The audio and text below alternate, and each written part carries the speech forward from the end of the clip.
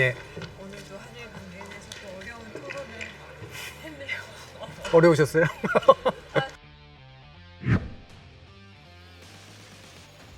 그러니까 과거에는 대외적인 환경이 국내 정치에 영향을 줬다. 이를테면 전쟁이라든가 이런 거. 근데 지금 어느 나라건 간에 국내 정치적 요소가 자꾸 대외적인 정책에 영향을 미치게 된다라는 부분. 일본도 그렇고 한국도 그렇고 미국도 그렇고 어느 나라나 다 그렇다는 거죠. 그러니까 철저하게 정상 간 외교 내지 이른바 고위급의 담론만으로 문제가 해결이 잘 안 된다는 얘기예요. 그 얘기는. 그럼 뒤집어 말하면 결단이라는 말로 해소하기가 어려운 부분들이 굉장히 많이 있다는 거죠. 이게 단순히 외교가 주고받겨야 된다라는 문제일 뿐만이 아니라 이른바 되게 고도의 정치적 결단만으로 외교가 가능하던 시대가 지나가고 있다는 얘기이기도 하거든요. 그 얘기는 그러면 뭔가를 결단해서 협상하기 위해서는 국내 정치적으로 뭔가가 반석이 좀 마련이 돼 있어야 된다는 얘기고 결단을 끌고 와가지고 만석을 마련하려고 하면 문제가 복잡해진다는 그런 의미이기도 하거든요. 그래서 아주 현실적으로 보더라도 이념적인 걸 다 제거해서 본다고 하더라도 과연 외교적 정책적 판단을 내리는 게 고위에 있는 어느 누군가의 고독한 판단이어야 되는가라는 부분에 대해서 고민을 전해줬다고 생각을 해요. 근데 제가 보기에는 이게 함정에 덫에 빠졌다고 생각합니다. 왜 그러냐 하면 결단을 했는데 상대방이 변하지 않으면요. 어떤 현상이 일어나면 지금 벌써 일어나고 있습니다. 일본이 이것과 관계없는 얘기를 하고 좋은 조치를 하면 우리가 포장을 해줍니다. 이게 바로 우리 조치에 대한 상응하는 거다. 그리고 일본이 잘못하면 우리가 변호사가 됩니다. 이게 그런 의미가 아니고 일본은 이런 뜻이 아니다. 어쩔 수 없다. 일본의 한계다. 이렇게 자꾸 우리가 일본의 변호사가 돼. 한일 관계에서 기울어진 운동장이 된다는 게 저는 가장 어렵습니다. 예. 중요한 부분인데요. 예를 들면 이 부분에서는 일본의 시각도 한번 얘기해 줄 필요가 있을 것 같아요. 일본은 한국을 신뢰할 수 없는 국가라고 생각을 하거든요. 한국은 일본을 신뢰할 수 없는 국가라고 생각을 하죠. 예. 이 두 가지가 동등한 값인지는 물론 평가가 필요합니다. 즉 일본이 실제로 불신할 수밖에 없는 걸 더 많이 가지고 있었는지 한국이 불신할 만한 행동들을 더 많이 했는지는 따져볼 필요는 있습니다. 하지만 상호 불신하고 있다라고 하는 측면은 인정해야 되겠죠. 상호 불신이 왜 나오느냐. 일본 같은 경우 지난번에 위안부 합의 문제나 이런 것 때문에 정부가 바뀔 때마다 뒤집는다라고 하는 그런 생각을 가지고 있고 그걸 강한 프레임으로 이제 쓰고 있어요. 한국 같은 경우에는 사과한다라고 얘기를 하지만 실제로 사과하는 발언과 행동이 전혀 다른데 그 일본이라는 국가를 어떻게 신뢰할 수 있는가라고 하는 측면에서 또한 불신의 이유가 충분히 존재를 하는 거죠.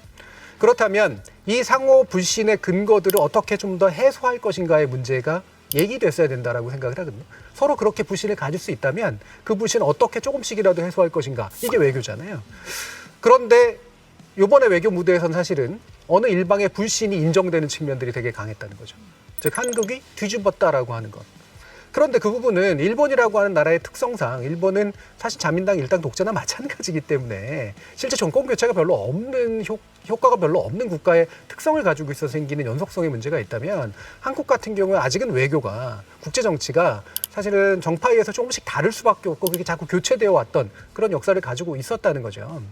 그렇기 때문에라도 대통령의 결정은 그래서 훨씬 더 신중해야 된다는 겁니다. 왜냐하면 후임 정부에서 뒤집힐 수 있기 때문에 그러고 일본의 논리를 강화시켜줘 버리는 그런 결과가 생겨버리는 거는. 물론 일본과의 관계 개선이라고 하는 것이 그렇게 쉬운 건 당연히 아니지만 대통령의 인식 속에서 이게 포괄적으로 협상해서 해결해야 된다는 인식이 굉장히 강하게 나타납니다.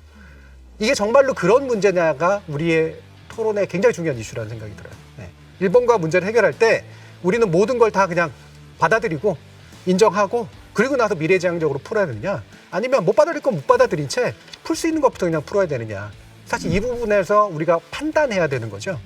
저는 이 논의를 사실 정치권이 그렇게 많이 해오지 않았다라는 생각이 좀 들어요.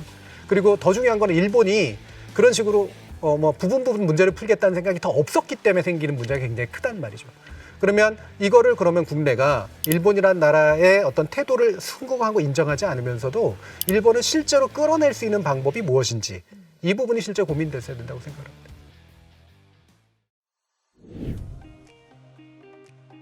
일단 전반적으로 아마 느끼실 텐데요. 지금 현재 윤석열 대통령의 방일 성과가 윤 대통령이 주장하고 인정받고 싶어하는 것만큼의 정치적 성과를 거두지는 못하고 있다. 적어도 국내 정치의 관점에서 봤을 때라고 하는 게 대체로 공감되는 분위기예요. 다만 이제 그럼에도 불구하고 기다려보세요라고 하는 얘기와 앞으로 더 힘들 거예요 라고 하는 얘기가 사실은 대립한 거죠. 결국은 미래가 어떻게 될 것이라는 우리 토론을 통해서 예측을 할 수는 없기 때문에 현재까지 일어난 일을 평가할 수밖에 없습니다. 그 얘기는 윤 대통령이 어떤 결심을 했건 그리고 어떤 나름의 결단을 했건 간에 의도했던 그림대로 그려지고 있지 않는 것은 분명하다라는 거죠.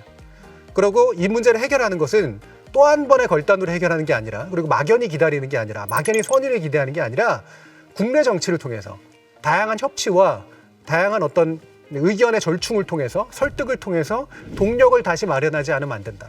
저는 이 부분이 오늘 토론에서 많이 참조돼야 될 영역이라고 생각을 합니다.